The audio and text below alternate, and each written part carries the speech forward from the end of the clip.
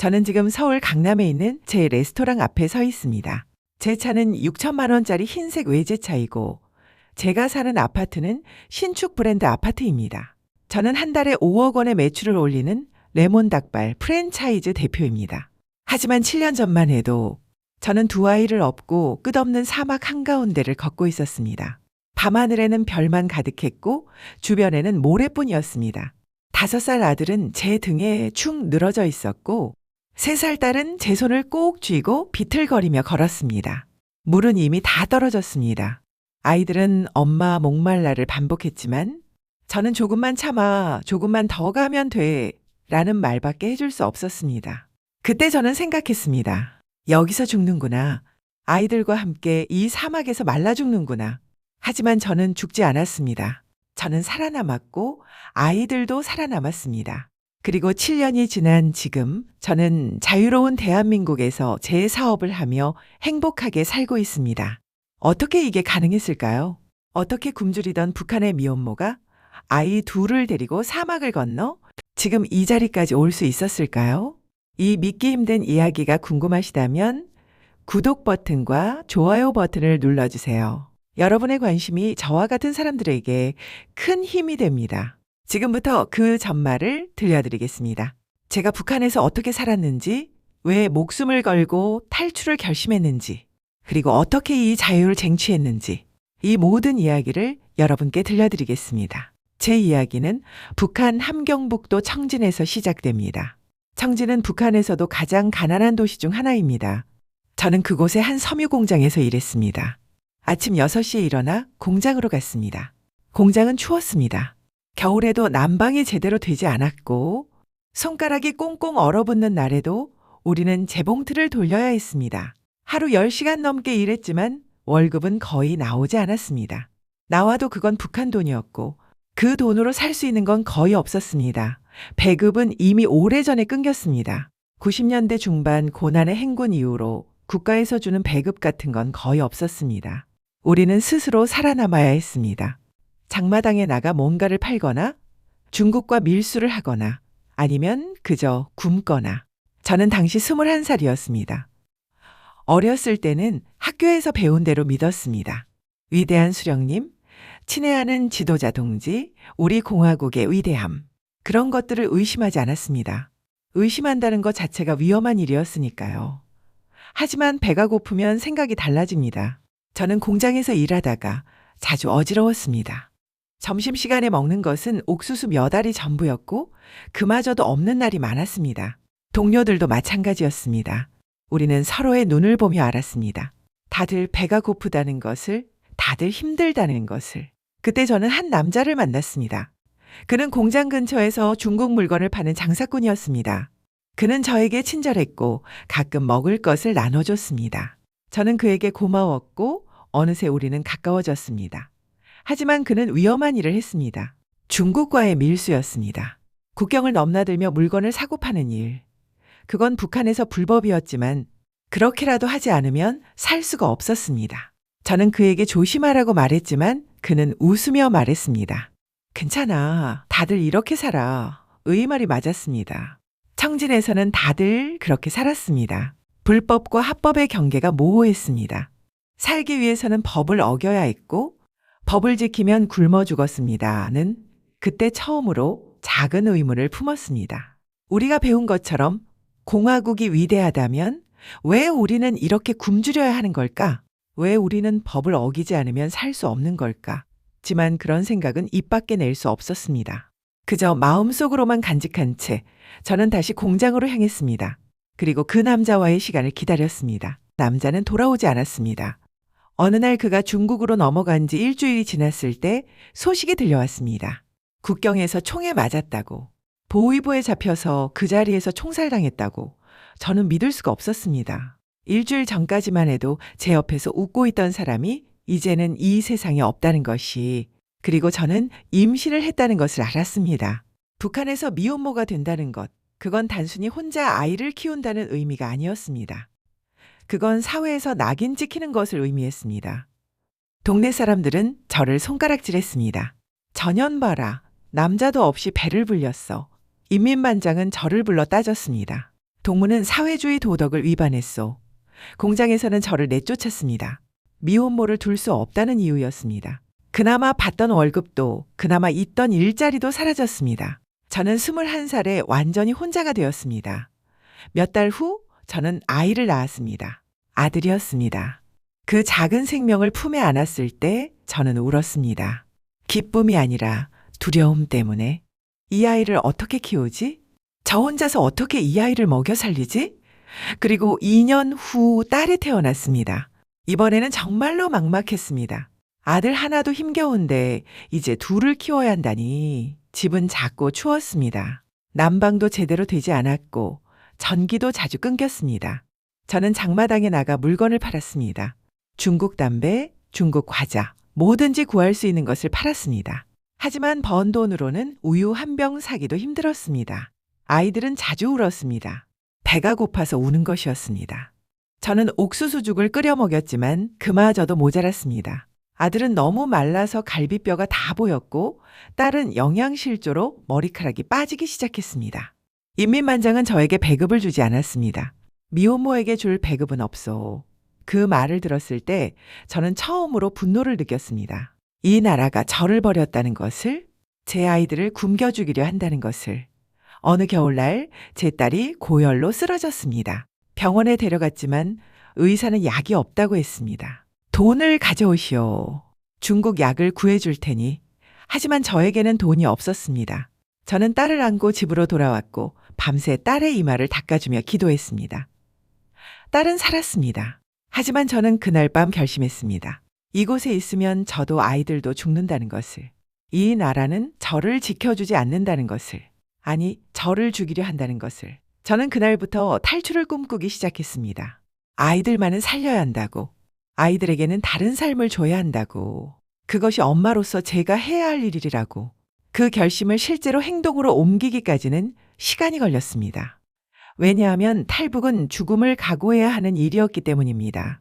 잡히면 정치범 수용소행이었고 총살당할 수도 있었습니다. 게다가 저는 혼자가 아니었습니다. 5살 아들과 3살 딸을 데리고 가야 했습니다. 결정적 계기는 이웃집에서 일어났습니다. 옆집 아주머니는 저처럼 장마당에서 장사를 하던 사람이었습니다. 어느 날 그녀가 중국쌀을 팔다가 보위부에 걸렸습니다. 불법 거래였습니다. 그녀는 끌려갔고 며칠 후 소식이 들려왔습니다. 노동 단련대로 보내졌다고. 그녀의 6살 아들은 혼자 남았습니다. 아무도 그 아이를 돌보지 않았습니다. 저는 제 집에 데려와 밥을 줬지만 그 아이는 얼마 못 가 굶어 죽었습니다. 저는 그 작은 시신을 보며 생각했습니다. 저도 잡히면 제 아이들이 저렇게 되는구나. 아니, 잡히지 않아도 여기 있으면 결국 저렇게 되는구나. 그날부터 저는 본격적으로 준비를 시작했습니다. 먼저 정보를 모았습니다. 장마당에는 탈북에 대한 소문이 많았습니다. 누가 어디로 넘어갔다더라? 누가 잡혔다더라? 어느 루트가 안전하다더라? 저는 조심스럽게 귀를 기울였습니다. 아무에게도 제 계획을 말하지 않았습니다. 한 사람에게라도 말하면 그게 보위부 귀에 들어갈 수 있었으니까요. 그리고 돈을 모았습니다. 탈북에는 돈이 필요했습니다. 브로커에게 줄 돈, 중국에서 숨어 지낼 돈, 한국까지 가는데 필요한 돈. 저는 장마당에서 미친 듯이 일했습니다. 아침부터 밤까지 물건을 팔았고 하루에 한 끼만 먹었습니다. 그렇게 모은 돈을 옷 속에 꿰매 숨겼습니다. 가장 어려운 것은 아이들을 준비시키는 일이었습니다. 아이들에게 어떻게 말해야 할까요? 우리 멀리 여행 가는 거야. 하지만 아무에게도 말하면 안 돼. 절대로. 5살 아들은 제 눈을 보며 고개를 끄덕였습니다. 그 아이는 알고 있었습니다. 뭔가 중요한 일이 일어날 거라는 것을. 저는 아이들에게 걷는 연습을 시켰습니다. 밤에 몰래 밖으로 나가서 오래 걷는 연습을. 아들은 잘 따라왔지만 3살 딸은 자꾸 주저앉았습니다. 엄마, 다리 아파. 저는 딸을 업고 다시 걸었습니다. 이렇게라도 해야 했습니다. 결행일을 정했습니다. 2월 중순, 압록강이 얼어붙는 시기였습니다. 강이 얼어야 건널 수 있었습니다. 저는 브로커를 통해 루트를 확인했고 모든 준비를 마쳤습니다. 출발 전날 밤, 저는 아이들을 안고 잠을 청했습니다. 하지만 잠이 오지 않았습니다. 만약 실패하면? 만약 아이들이 다치면? 만약 우리가 죽으면? 온갖 생각이 머릿속을 스쳤습니다. 하지만 저는 이미 결심했습니다. 여기에 남아서 서서히 죽느니 차라리 살 가능성을 찾아 떠나겠다고. 아이들에게 자유를 줄 수 있다면 제 목숨 하나쯤은 기꺼이 내놓겠다고. 다음 날 새벽 저는 아이들을 깨웠습니다. 이제 출발할 시간이야. 그날 밤은 칠흑같이 어두웠습니다. 달도 없고 별도 구름에 가려져 있었습니다. 브로커는 그게 좋은 조건이라고 했습니다. 어두울수록 안전하다고.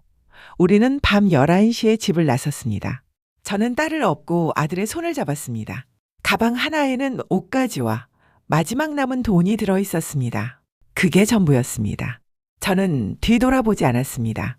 뒤돌아보면 무너질 것 같았으니까요. 브로커가 안내한 곳은 압록강 하류의 한 지점이었습니다. 그곳은 강폭이 좁고 겨울이면 얼음이 단단하게 언다고 했습니다. 우리는 어둠 속을 1시간 넘게 걸었습니다. 딸은 제 등에서 잠들었고 아들은 힘들다는 말도 없이 묵묵히 걸었습니다. 강가에 도착했을 때 저는 숨이 멎는 것 같았습니다. 강은 하얗게 얼어 있었지만 그 너머 저편에는 중국 땅이 있었습니다. 자유가 있었습니다. 브로커가 속삭였습니다. 지금 건너야 합니다. 순찰병이 지나간 지 10분 됐어요. 다음 순찰까지 20분 남았습니다. 뛰세요. 저는 딸을 더 꽉 업고 아들의 손을 잡았습니다. 얘들아, 소리 내면 안 돼. 알았지? 아들이 고개를 끄덕였습니다. 우리는 얼음 위로 발을 내디뎠습니다. 얼음은 생각보다 미끄러웠습니다. 저는 넘어지지 않으려 조심조심 걸었습니다. 딸의 무게와 가방의 무게가 어깨를 짓눌렀지만 저는 멈출 수 없었습니다. 강 한가운데쯤 왔을 때 소리가 들렸습니다. 발자국 소리, 그리고 목소리. 거기 누구냐? 국경 경비병이었습니다. 제 심장이 터질 것 같았습니다. 경비병은 손전등을 켰고 불빛이 우리를 향했습니다. 멈춰! 안 서면 쏜다. 저는 멈추지 않았습니다. 대신 뛰기 시작했습니다. 얼음 위에서 뛰는 것은 미친 짓이었지만 멈추면 끝이었습니다. 아들도 제 손을 꽉 쥐고 뛰었습니다. 총소리가 울렸습니다. 탕탕! 총알이 얼음을 뚫고 물보라를 일으켰습니다. 저는 아들을 제 몸으로 감싸며 계속 뛰었습니다. 뒤에서 고함 소리가 들렸지만 저는 돌아보지 않았습니다. 중국 땅까지는 겨우 50m. 저는 숨이 목까지 차올랐지만 멈추지 않았습니다. 한 발, 또 한 발. 마침내 우리는 강둑에 올라섰습니다. 중국 땅이었습니다. 저는 그 자리에 주저앉았고 아들을 꼭 안았습니다. 딸은 여전히 제 등에서 잠들어 있었습니다. 그 아이는 자신이 방금 국경을 넘었다는 것도 모른 채 브로커가 숨을 헐떡이며 나타났습니다. 빨리, 여기서도 위험합니다. 중국 공안이 올 수 있어요. 저는 아이들을 다시 일으켜 세웠습니다. 우리는 어둠 속으로 사라졌습니다. 그리고 저는 생각했습니다. 우리는 살았다. 일단은 살았다. 하지만 이건 시작에 불과했습니다. 중국에 도착했지만 자유를 얻은 것은 아니었습니다. 오히려 새로운 지옥이 시작되었습니다. 브로커는 우리를 단둥 근처의 조선족 마을로 데려갔습니다. 그곳에는 탈북자들을 숨겨주는 집이 있었습니다. 하지만 공짜는 아니었습니다. 하루에 중국 돈 100위안. 저는 가진 돈을 거의 다 써가며 그곳에 머물렀습니다. 집은 비좁고 어두웠습니다. 창문도 제대로 열 수 없었습니다. 중국 공안이 단속을 나오면 우리는 다락방에 숨어야 했습니다. 때로는 하루 종일 다락에서 숨죽이고 있어야 했습니다. 아이들도 울음을 참아야 했습니다. 일주일 후 돈이 떨어졌습니다. 저는 일자리를 구해야 했습니다. 하지만 신분증이 없는 탈북자에게 일자리를 주는 곳은 많지 않았습니다. 결국 저는 한 중국 식당의 주방에서 설거지 일을 시작했습니다. 주인은 제가 탈북자라는 것을 알았습니다. 그래서 임금을 깎았습니다. 중국인의 절반도 안 되는 돈을 받았지만 저는 참았습니다. 선택의 여지가 없었으니까요. 아침 6시부터 밤 11시까지 일했습니다. 설거지를 하고 바닥을 닦고 쓰레기를 버렸습니다. 손은 세제 때문에 갈라지고 피가 났습니다. 허리는 끊어질 것 같았습니다. 하지만 아이들을 먹여 살려야 했기에 저는 견뎠습니다. 아이들은 낮에는 숙소에 혼자 있어야 했습니다. 5살 아들이 3살 딸을 돌봤습니다. 제가 일하는 동안 그 어린아이가 동생을 먹이고 재웠습니다. 그 생각을 하면 지금도 가슴이 아픕니다. 어느 날 중국 공안이 단속을 나왔습니다. 식당 주인이 황급히 저를 숨겼지만 공안은 이미 눈치챘습니다. 조선족 아니지? 신분증 보여봐. 저는 말을 더듬었습니다. 주인이 나서서 공안에게 돈을 쥐어줬고 그제야 공안이 돌아갔습니다. 그날 밤 저는 결심했습니다. 중국에 더 있을 수 없다고. 여기도 안전하지 않다고. 언젠가 잡혀서 북한으로 송환될 것 같았습니다. 그러면 끝이었습니다. 정치범 수용소였습니다. 저는 다른 탈북자들로부터 소문을 들었습니다. 몽골로 가는 길이 있다고. 사막을 건너야 하지만 몽골에 가면 한국으로 갈 수 있다고. 몽골 정부는 탈북자들을 한국으로 보내준다고. 하지만 그 길은 돈이 많이 들었습니다. 브로커 비용만 중국 돈 3만 위안. 저는 그때 가진 돈이 5천 위안밖에 없었습니다. 저는 미친 듯이 일했습니다. 낮에는 식당에서, 밤에는 다른 공장에서 야간 작업을 했습니다. 하루에 3시간만 자고 나머지 시간은 전부 일했습니다. 석 달 후 저는 마침내 3만 위안을 모았습니다. 손은 갈라져서 흉터투성이가 되었고 몸무게는 10kg이 빠졌습니다. 하지만 저는 해냈습니다. 브로커에게 연락했습니다. 준비됐습니다. 언제 출발할 수 있나요? 브로커가 말했습니다. 다음 주 수요일. 네이멍구까지 가서 거기서 사막을 건널 겁니다. 사막. 저는 그 말에 두려움을 느꼈지만 동시에 희망도 느꼈습니다. 그 사막만 건너면 자유가 있을 것이었습니다. 메인 클라이맥스 트럭은 밤에만 움직였습니다. 브로커가 준비한 낡은 화물 트럭에는 저희 외에도 5명의 탈북자가 더 타고 있었습니다. 우리는 짐칸에 숨어서 중국 내륙을 3일 동안 달렸습니다. 베이징을 지나 네이멍구까지. 네이멍구에서 우리는 트럭을 내렸습니다. 그리고 브로커가 말했습니다. 여기서부터는 걸어야 합니다. 사막을 건너 몽골 국경까지 이틀 정도 걸립니다. 사막. 끝없이 펼쳐진 모래 언덕들. 저는 그 광경을 보며 숨이 막혔습니다. 정말 이걸 건널 수 있을까? 아이들과 함께 우리는 밤이 되자 출발했습니다. 낮에는 너무 더워서 움직일 수 없었습니다. 저는 딸을 업고 아들의 손을 잡았습니다. 브로커가 앞장섰고 다른 탈북자들이 뒤를 따랐습니다. 처음 몇 시간은 괜찮았습니다. 밤 공기는 시원했고 별이 가득한 하늘이 아름답기까지 했습니다. 하지만 시간이 지나면서 힘들어지기 시작했습니다. 모래는 발을 잡아당겼습니다. 한 걸음 내디딜 때마다 모래 속으로 발이 빠졌습니다. 딸의 무게가 점점 더 무겁게 느껴졌습니다. 아들은 힘들다는 말 없이 걸었지만 제 손을 쥔 그 작은 손에 힘이 빠져가는 것을 느낄 수 있었습니다. 새벽이 되자 우리는 멈춰서 쉬었습니다. 브로커가 준 물을 조금씩 마셨습니다. 하지만 물은 충분하지 않았습니다. 낮 동안 숨어서 견뎌야 했기에 물을 아껴야 했습니다. 튿날 밤 상황이 악화되었습니다. 물이 거의 다 떨어졌습니다. 아이들은 엄마, 목말라를 계속 반복했습니다. 저는 제 몫의 물을 아이들에게 줬습니다. 제 입술은 갈라지고 목은 타들어갔지만 아이들이 더 중요했습니다. 딸이 제 등에서 축 늘어졌습니다. 열이 있었습니다. 탈수 증세였습니다. 저는 공포를 느꼈습니다. 이대로 가다가는 이 아이가 죽을 수도 있다고. 그때 바로 그 순간이었습니다. 도입부에서 말씀드렸던 그 순간. 저는 끝없는 사막 한가운데 서서 아이들과 함께 죽는 건 아닐까 생각했습니다. 하늘에는 별만 가득했고 주변에는 아무도 없었습니다. 하지만 저는 멈추지 않았습니다. 조금만 더 가면 돼. 저는 그 말을 주문처럼 되뇌며 걸었습니다. 아들도 비틀거리며 따라왔습니다.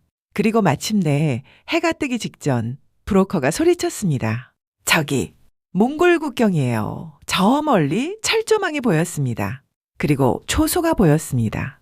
우리는 마지막 힘을 짜내어 그쪽으로 걸었습니다. 국경을 넘는 순간 몽골 군인들이 우리를 발견했습니다. 총을 들고 다가왔습니다. 저는 그 자리에 주저앉았습니다. 딸을 안고 아들을 끌어안고 한 몽골 군인이 우리를 보았습니다. 지친 엄마와 거의 죽어가는 두 아이를. 그는 잠시 망설이더니 총을 내렸습니다. 그리고 물을 건넸습니다. 우리는 살았습니다. 사막을 건넜습니다. 그리고 이제 자유를 향한 마지막 관문만 남았습니다. 몽골 군인들은 우리를 울란바토르로 데려갔습니다. 그리고 한국 대사관으로 안내해 줬습니다. 대사관 문을 들어서는 순간 저는 무릎이 꺾였습니다. 정말로 살았구나. 정말로 자유를 얻었구나. 한 달 후 우리는 비행기를 탔습니다. 한국행 비행기, 창밖으로 구름이 보였습니다. 저는 아이들을 안고 울었습니다. 행복해서 우는 것인지 안도해서 우는 것인지 저도 알 수 없었습니다.